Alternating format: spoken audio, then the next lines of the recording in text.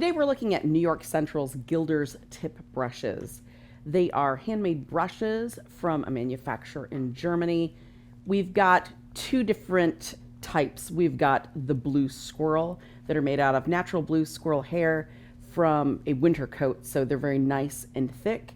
And then we have an economy line of very high quality synthetic bristle that very closely mimics the performance of the blue squirrel hair, but without the extra cost and it being a natural hair brush.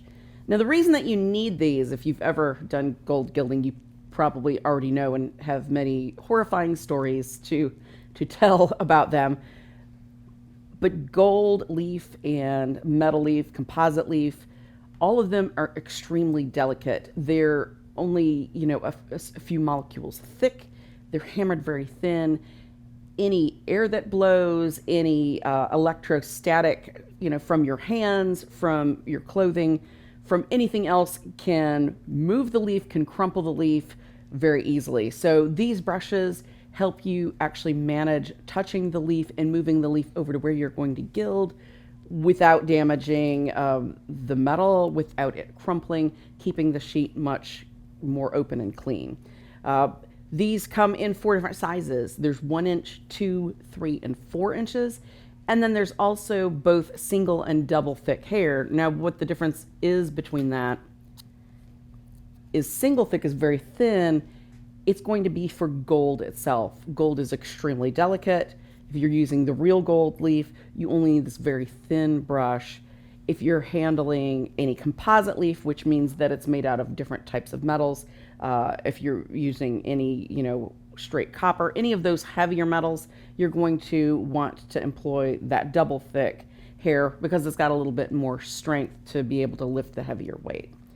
So there's 2 different kind of schools of thought as to how these really need to be used. Some people say that you can just, wipe them across your hands to get the kind of static electricity. Some people brush them in their hair, even use maybe a piece of polyester clothing or curtain to the side to help charge it. The most, for sure, accurate way to do it is actually to take a petroleum product, just get a small amount, just petroleum jelly usually works fine. Put it on your forearm or even the back of your hand. All that does is you're going to very lightly draw the brush across it. Just picks up that little bit of moisture. Opening this is just scares me already.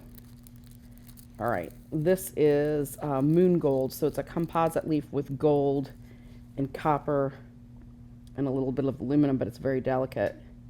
All you have to do is, you can see that already starting to lift. Touch it down, picks that leaf right up. You're able to carry it over to a frame, maybe an artwork, lay it down very easily, and then pull the brush out from under it. And you've got your Gilder's tip brush.